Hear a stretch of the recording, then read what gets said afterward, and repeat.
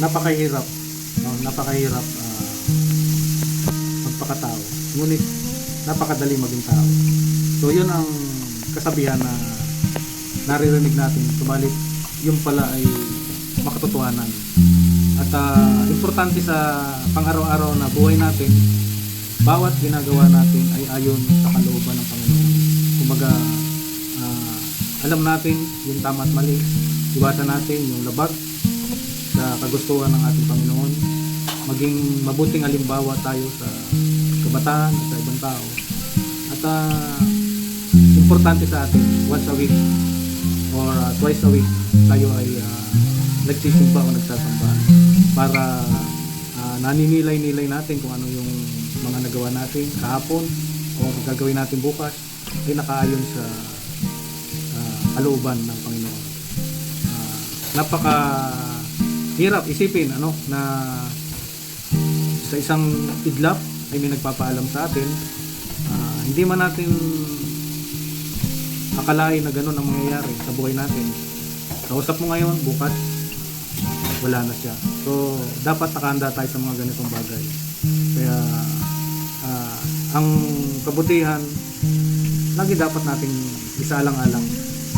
Huwag tayong gumawa ng masama dahil lahat naman tayo ay kukunin. Lagyan natin sa isip natin na lahat tayo ay pupunta doon. Kanya-kanyang oras nga lang tayo. At yun nga, tulad ng nangyari, ang paborito nating tiya, pumanaw. At nakaraan lang, kausap natin, masaya tayo. Subalit, bigla na lang susunod na pagkikita niya siya ay nakahiga na. So yun ang paghandaan natin. May guide naman yung Biblia. Meron tayong mababasa kung paano tayo maging mabuting tao. So yun. My words, in what I have done, and what I have failed to do, through my faults, through my fraud, through my most grievous fault. Therefore ask Blessed Mary, ever Virgin, all the aged and saints, and you, my brothers and sisters, to pray for me to the Lord our God. May Almighty God. Usap ako sa kanila, this will be the last time and our last to give some the special day for my mom. Nagsama-sama kami. Kaya isa sa mga pinsan ko, na paborito niya, isa rin magsasalita dito. Punipan. Ano yun? Ano ba yun? Yung mga paborito niya pamangkin pag nauwi. Lahat siya binibisita niya. Pre! Di ka muna. Doon ka muna. Dito na sabi ka. Gumaga na ka. Sure ba? Magagandang may understand kay... Nandiyan po talaga dito. Ano? Yung pamilya ng mga yaman, Baga. Yabot yun. ano yan? Yabot po na. Yabot. Sa pa rin yabot. Binuwento niya sa akin bago mamatay. Doon sila pinanganak sa bayan ng Masantol. Bayan ng Makabebe, Baryo Masantol. Doon mo sila lahat. Sa Ang Pampanga. pangalan ng tatay niya, Eh, meron. Raimundo, Gabog. Meron ba? Ang nanay niya, si Margarita Villegas. Ano ba magkakapatid? Ang alam ko yung apat. Si Francisca Tandingan, Gabot, Kadoleng, Kapuring at saka si Nanay. Gervasyon. Tatlong lalaki pa. Tatlong lalaki, balik dito pa lang dito. Parang tayo yan. Yung pito. Si Joe Dexon, Tamundoy. Raimundo Jambot Jr., si Antonio Jambot, Sabatuni. Nung kinuwento sa akin yung tamon doon, yung muling mga taon niya, pinuntahan ko, tinakbo ko doon sa Makabebe. Hinanap ko yung mga yabot. Hindi nila kilala yung mga anak. Pero kilala nila si Margarita. Pinuntahan ko talaga doon, dulo-dulo na ng Pampanga. O, pinuntahan ko. Nakakwento ako si Tamon doon noon malakas pa siya noon Pinwento niya sa akin kailan ba ako nagpunta ng Matisonia. Malakas pa silang dalawa noon. Nakakwentuhan ko pa. Sabi ko, ito na lang natitira. Ito na lang magkukwento sa akin ng buhay nila. So pinuntahan ko doon. Sabi nila, may pit daw si Chapuring, pero parang hindi ko naman naramdaman kasi Mabait siya sa akin eh. Simulat sa pool pa. Susundo ko siya doon sa altura, nananahiyan eh. Nagtuturo ng mga mananahiyan. Sisimba kami doon sa may chapel doon sa G. Tuason. Hindi ko alam kung may pamangkin niya na inaabutan ng pera. Hanggang sa lumaki na ako, inabutan pa rin ako ng pera. Dahil nung huli umuwi, pera nitong pandemic, hindi wala yata nakakala, binabutan ako ng 1,500. Eh sabi ko, marami naman akong pera, bibigyan mo akong pera. Hindi, iba yung bigay ko sa inyo. Binigyan pa yun. Mahalaga yun. Mahalaga Oo, yun. mahalaga yun. Yeah. Ayun, binigay ko sa akin ko Binigyan pa yun. 1,500. Earphone. Araw. Kami naman binigay yun, 1,500. Tapos, ano, teka, nung pag-uwi ko, hindi pa ako nakakawin, nag-text na si Ato Remy, nato pa ako sa Los Angeles. Namatay na si Nana. Teka pa, sabi ko, pag alis ko, namatay si Delmira, pagbalik ko, namatay naman si Chokure. Sabi ko, sige, diretso na tayo. Ito na, siguro, nahihilo na si Ate Remy. Ang text lang niya sa akin, umalis na ako sa Arman, masama pakiramdam. Akala ko na-miss-send lang sa akin, baka hindi ako. Nung pagdating namin dito, nagulat si Vicky, nandiyan na si Kuya Arman. Ano, matagal kami magkasama eh, kasi nagtitinda doon sa balik-balik, ako kasama niya. Matagal na panahon yun. May edad na rin siya nung pumunta siya ng Calgary.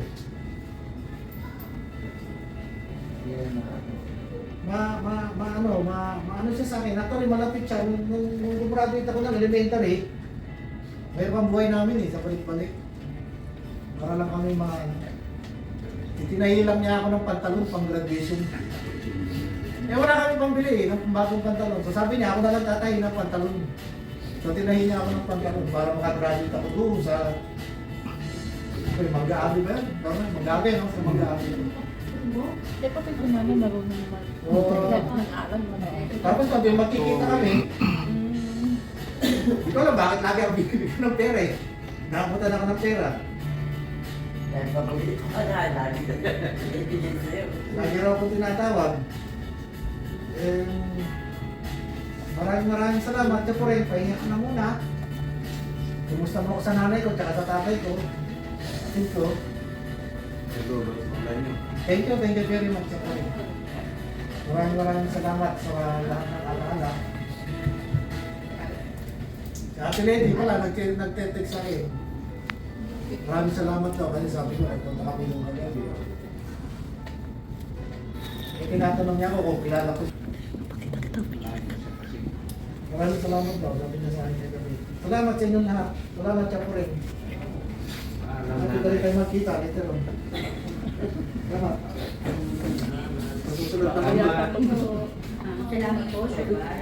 Kasi ito lang natawagin para mag-share ng kanyang memories sa Sir Arman. Yan, Kuya Arman. Paborito din niya siya. Eh nanay, kabayan mo ako ha. Baka mabulol-bulol ako. Si nanay, dumating sila sa Canada. That was 1993, ay 83. Hanggang sa Manugang po. November 19, Saan natin rin? what is it, before pandemic? 2019. 2019, hindi na siya nakabalik dahil ayaw niya magpa-injection. Sa amin yan, nakatira mula 1983 hanggang sa umuwi siya rito. Hindi na siya nakabalik. Si Tatay Ben, yan, sila nagpalaki sa mga anak namin. Kaya mahal na mahal nila yung lula nila. Kaya wala akong masasabi dyan. Dapat akong madasalin, mapagmahal na lola ay at lola. Nagpasipin pa ngayon, di ba? Yan. Yan ang magkasama na sila. At yan eh, ano ba? Hindi siya magastos. Iniisip niya palagi kung ano yung ipapadala niya dito. Yung mga anak niya dito. Tapos sabi, marunong manghula yan. Marami nagpapahula sa amin. Ang mga hula niya talaga nagkakatotoo. Kakatotoo. Maraming, kahit na ano yan, nagtatawa siya, yung mga tinatawa siya talagang gumagaling. Saka masyado siyang malapit sa Diyos. Malapit sa Diyos yan. Doon din kami, saka nagkaroon kami ng prayer group from 1991. Tuminto kami sa 2015. So, how many years is that? Like, apa? Kasama namin yan, tuwing bahay. Hanggang sa makarating din kami sa Amerika. Every week nandun kami. At tapos makabalik kami sa Vancouver mga minsan madaling araw na. Wala kaming kapagaran. Dahil sa pagsisilbi sa Diyos, aralay ka niya, hindi ka mapapagod talaga. Kaya doon kami, ngayon nanay ko yung isa. Yan ang nanay ko yung magbalay. Pero nung una siyang namatay, maaga na, yung namin namatay, 2007. She is only 70. Yeah. Nanay, ano pang masasabi ko? Maraming salamat sa iyo at sa lahat ng patnubay sa aming lahat. At rest in peace.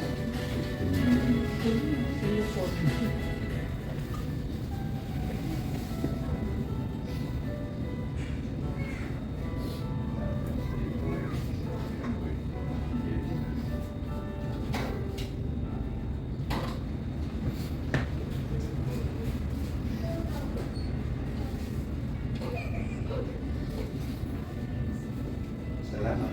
Salamat po, Sir Arno. Ako rin naman po magsasalita. I'm sure na may hindi sa kanyang ako, sino may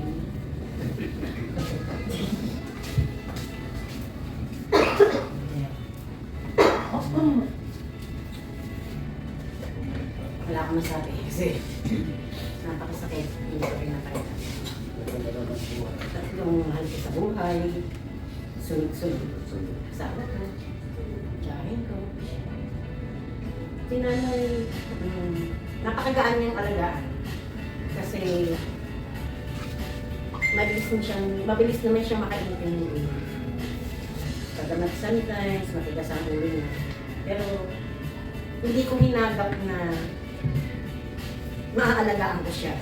Kasi simula nung nag-asawa ko, umalis na ako sa Santa Mesa. Pero bilang lola, naalala ko na malika ko, mabait siya. Yung tindahan ko sa balik-balik, naalala ko talaga yun. Kasi si tatay, lagi nila yung bayong. Yung bayong na yun, paggabi, nakapila na kami ng mga apo niya. May pasalubong siya, nakaling sa tindahan. Manonood kami ng TV. Yung TV nung araw, na yung malaki. So, nanonood kami. May dalang pasalubong si tatay. Siya nagtuturo. Pagkakin niya, may sermon, pero meron din pagkain. Hanggang sa nag-abroad siya. Nag-abroad siya, galing Canada. Wala siyang inisip, dito pa rin. Lagi niya nagpapabox ng mga goods. Nakadala ng pera para sa apo, sa anak niya. Talagang ang mission niya is laging para sa pamilya. Hanggang sa tumanda na siya ng ganyan, laging ang ano niya is yung pag-ipon. Kahit bigyan mo siya ng, hindi siya nakakalimot na. Pero hindi niya nalilimutan na magdasal. Tuwing madaling araw yan, magigising yan, magdadasal na, magtatawag na ng kung sinong maalala yung pangalan ng mga anak niya. O sasabihin niya, tayo na kayo, kain na tayo. Pero alas 12 lang yan ng hating gabi. Ngayon ang maminis ko sa kanya doon sa loob ng bahay. Lagi niyang tawag na, tayo na kayo, kakain na tayo. Kakanta siya, magsasalita ng Pampangang salita na hindi ko naiintindihan. Mahilig siya magpasalamat sa akin na salamat kasi inintindi mo ko. Salamat, magandang babae, yayaman ka. Lagi mo sinasabi, pero sabi ko, lagi mo naman sinasabi yan, hindi naman ako yung mayaman. Nagtatawa siya. Lagi niya kinukuha ang kamay ko. Papalitan ko siya ng diaper, purulaan ako. Ayan, may pagdating ng pera, ganun siya lagi. Sasabihin ko naman, oo, marami nga. Ayan, dumating na nga. Yun na, yung allowance niya. Hindi na tayo nilapas mo, diaper mo, ganun. Masaya siyang kasama. Minsan, may pagkabagod kapag kayo kasi may ugali siya na pag ayaw niyang palitan siya ng diaper, titigasan ng katawan niya. Napakabigat niya. Hindi mo siya talaga maaakay sa para palitan mo dyan ng diaper. Kaya mapapicture, pwede kami mapapicture na lahat. Thank you, nanay. Say love you. Dito na ako na kasi ako. Love you, nanay. Iwan mo na ako eh. Ikaw din, kasi ano sabi mo?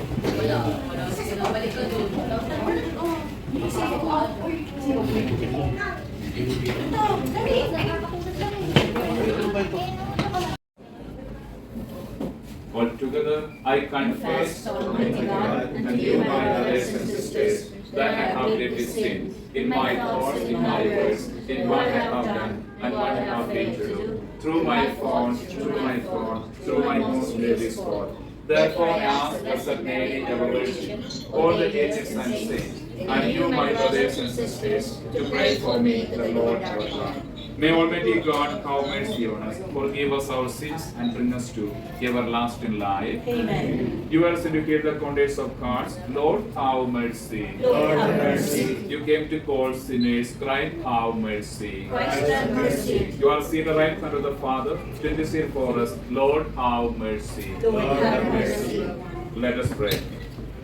O God, Almighty Father, our faith process that your Son died and rose again, mercifully grant that through this mystery your servant, our sister, Puresa, Purita. who have fallen asleep in Christ, may rejoice rise again through him, who is raised with you in the unity of the Holy Spirit, God for ever and ever. Amen. Please be seated for For the readings. A reading from the book of wisdom. The souls of the just are in the hand of God, and no torment shall touch them. They seem in the view of the foolish to be dead, and their passing away was through an affliction, and their going forth from us after destruction. But they are in peace. For if before men and women indeed they be punished, yet is their hope full of immortality. Chastised a little, they shall be greatly blessed, because God tried them and found them worthy of himself. As gold in the furnace, he proved them, and sacrificial offerings, he took them to himself. In the time of their visitation, they shall shine, and shall dart about as sparks through stubble. They shall judge nations and rule over people, and the Lord shall be their king forever. Those who trust in him shall understand truth, and the faithful shall abide with him in favor. Because grace and mercy are with the holy ones, and the care Bye-bye.